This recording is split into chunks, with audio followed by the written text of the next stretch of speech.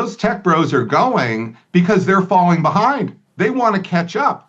Elon Musk is getting beat out by BYD. 大家好，我是小满。本期嘉宾是芝加哥大学的知名学者罗伯特·佩普教授。他针对特朗普访华的各个企业代表团做了评价。这些人上赶着去中国，是因为他们落后了。他在近期实地访问中国后，发出强烈警告：在美帝国衰落之际，中国正在抢走我们的份额。究竟是什么原因让一众美国科技巨头急着访华寻求合作？在遭遇全面战略挫败的当下，美国在伊朗和台湾问题上又陷入了怎样进退两难的死局？让我们跟随教授的视角，看看美国精英不得不直面的残酷现实。正片开始。Joining us now is our great friend, Professor Robert Pape of the University of Chicago. It's great to see you, sir. Thanks for joining us. Thanks for having me. All right, so Professor, originally we're going to talk about Iran. However, you sent along some slides that you've put together from your most recent travels to China. We just spoke with a journalist about what happened, or what's going to happen in this summit, but you have a little bit more of an interesting and more in-depth view. So let's go ahead and start with some of these and put these slides up here on the screen, and you can tell us a little bit about what we're seeing. So the most important thing that's going to come out of this trip is the world is about to rediscover China in ways they are going to be blown away. And I know because I've been going to China since 1979. I've been touring economic industries since 1979. And when I went back in June last year, while we were bombing Fordo, I was touring China's advanced industries 2 weeks. And China is just simply becoming an AI juggernaut. This isn't about one company or one software ahead of America. That's a soda straw view of what's happening in China. The big picture, which is starting to blow away the journalists, is that China, we're beginning to confront the scale and the speed of China's already AI transformation in the economy. I don't just simply mean on the stock market. And so what China is doing is they are massively integrating AI, electrification, robotics, infrastructure in cities, and manufacturing to uplift whole regions, not just simply small areas or small cities. They are producing massive products. This is what the journalists are discovering as they drive through Beijing. Cars, brand new, that are seas of cars, not seas of bicycles.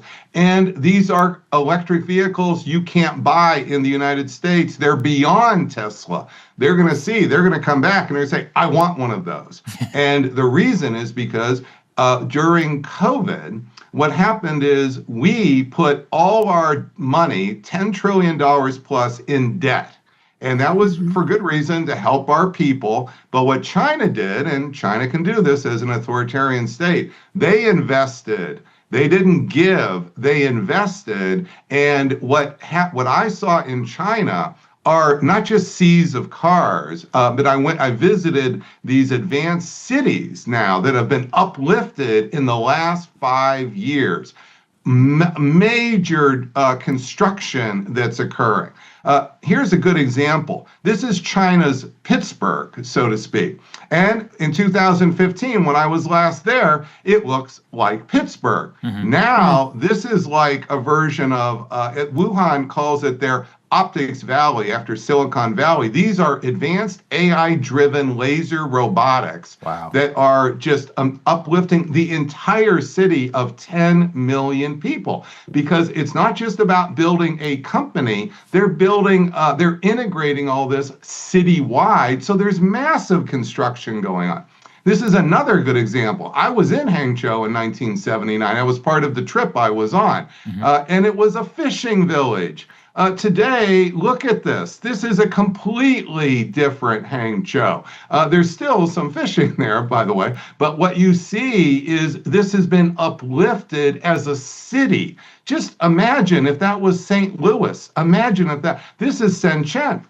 Here's another example of what was a fishing village just a couple hours outside of Hong Kong on the Chinese side of the border. Also, I was there in 1979. Now, this is an industry leader. This is where BYD is. But notice the city. It's not just electric manufacturing, electric vehicle manufacturing. Look at the entire city of 10 million people.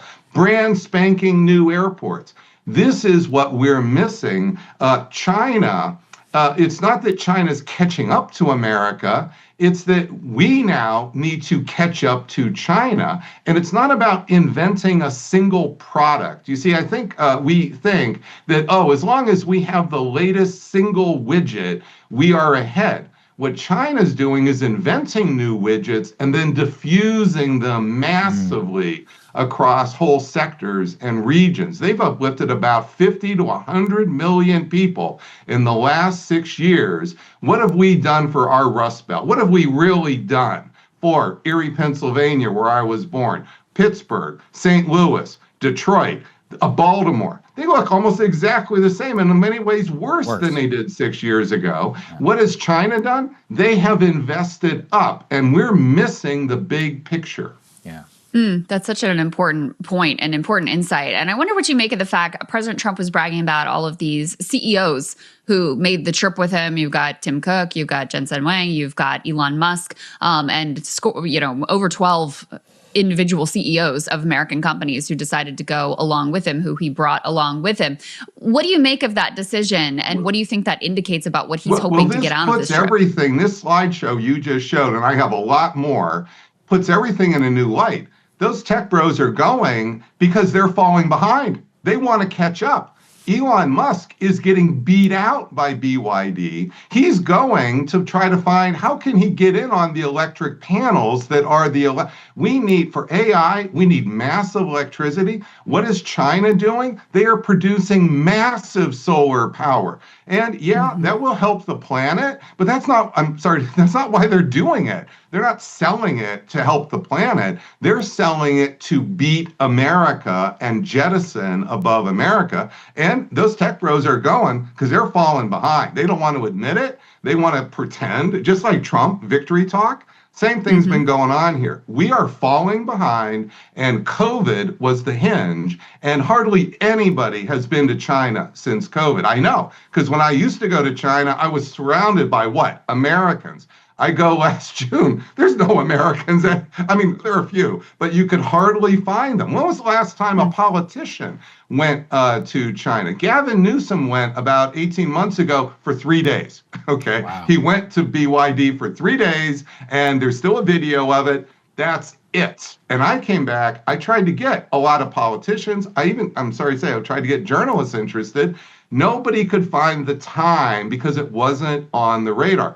Well, Trump's trip here, this is what the journalists are all talking about. The seas of EVs, the green license plates, brand spanking new, beautiful Porsches EVs. This is not like Tercels. Yeah, right. Okay, this is the leading edge. And they have even more that I got to see, and they won't put it, the robotic assembly lines, you can't find them on Google.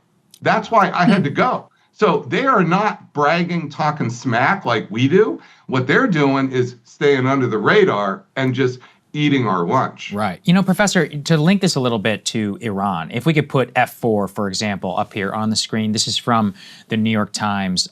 New classified military intelligence assessments from earlier this month show Iran has regained access to most of its missile sites, launchers, underground facilities. U.S. intel assesses Iran has restored operational access to 30 of the 33 missile sites it maintains along the Straits of Hormuz, and that 90% of their Iranian underground missile sites are partially or fully operational. We just spoke with Andy Brown from Semaphore. He made clear Xi Jinping's number one priority, 1, 2, and 3, out of this trip is something on Taiwan. Not necessarily a total change in the status quo, but trying to pierce the armor of the American view of Taiwan and his own Taiwan problem. It seems to me an American president has never met with a Chinese or even any counterparty in an instance in the midst of such a tremendous strategic defeat like what we have just suffered, and how that's going to shift the trip. I mean, I'm not exactly sure, not just because of what you're talking about their ascendance, but of our own weakness, of the relative weakness in a moment like this at the time of their meeting. I'm just curious. Let me just make 2 points here, 3. So first, on your show a couple weeks ago, I said this is going to be scary for America because he's about to go in this position of strategic defeat. She's got all the cards. He's going to want concessions on Taiwan. So this was number one, absolutely predictable.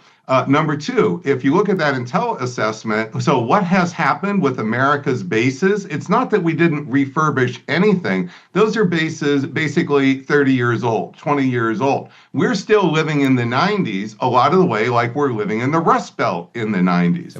Point number 3, imagine what's going to happen now with this emerging alliance. Remember, I'm talking about China, Iran emerging as the fourth center of world power in concert with Russia and with China. Start to imagine even a trickle of China's AI that we're now seeing diffusing here in the electric vehicles and robotic assemblies, any of that going to Iran. And Iran can take advantage of it here. So this is the future here that we're going to contend with. We're still basically stuck in equipment, in basing structures that are 20 years out of date. With COVID, there was a hinge. And China used COVID to jettison ahead in AI, not inventing a single product, but in diffusing this and integrating this across whole sectors. This could be Iran in the coming years. Yeah. Wow, that is very fascinating to think about. And Trump tried to downplay the Iran aspect of what would be discussed with China, saying, oh, I don't think that's going to be a big part of it. What do you make of China's view on our attack on Iran, on the Iran war?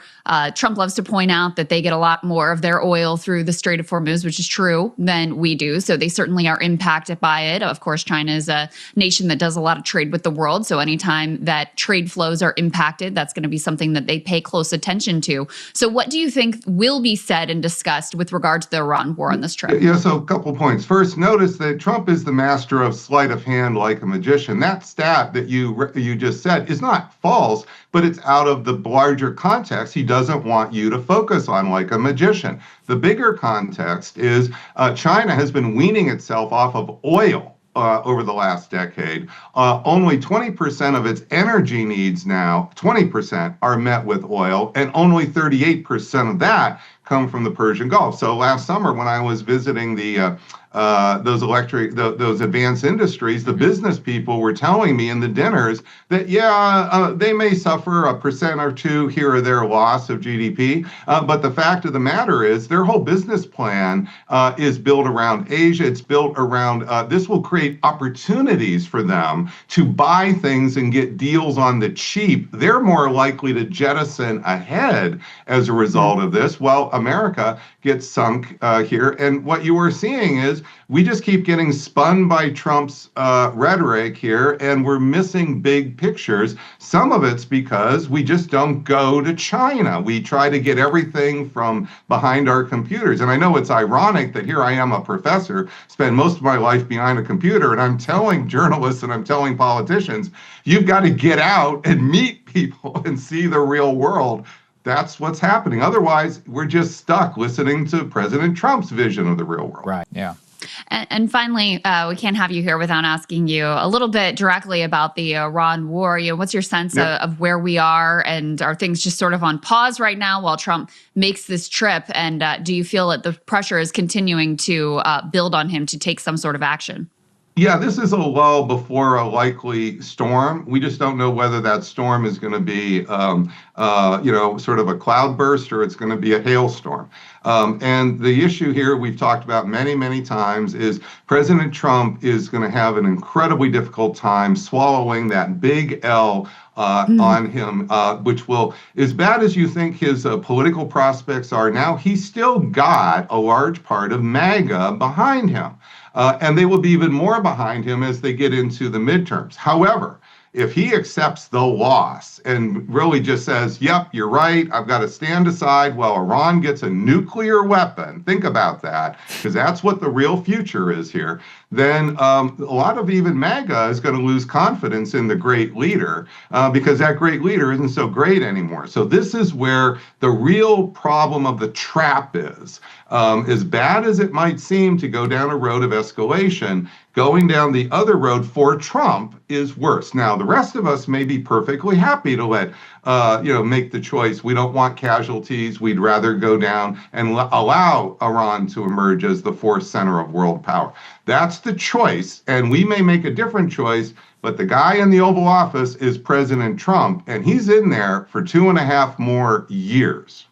看完这段访谈，令人感慨万千。作为美国顶尖智库学者，佩普教授的表述折射出当今美国清醒精英阶层一种典型的心态转变，从过去习惯性的高高在上，到如今实地感受后产生深深的战略焦虑与无力感。他一针见血地指出，当美国政客还在用20多年前的陈旧军事基地和旧冷战思维硬撑霸权时，中国已经悄无声息地完成了从单点技术追赶到全产业链，乃至千万人口城市级 AI 化运作的生态跃迁。教授反复强调的那个词极其刺耳，盲区。美国媒体和政界依然习惯坐在电脑屏幕后自欺欺人，沉浸在政治口号营造的虚假胜利中。然而，无论是硅谷巨头们因为落后而不得不低头赴华取经，还是美国在应对伊朗局势和台海问题时暴露出的战略武器捉襟见肘，都在无情戳破这层窗户纸。中国并非在主动吃掉美国的午餐，而是在按照自己的节奏踏踏实实地搞建设，升维产业，造福百姓。真正击败美国的从来不是外部力量，而是他们自身对国内铁锈带衰败的长期漠视，以及对无休止地缘博弈的病态沉迷。历史的转折点已经到来，世界的中心正在重塑，而这一次，无论美国愿不愿意承认，潮水的方向真的变了。我是小满，我们下期见。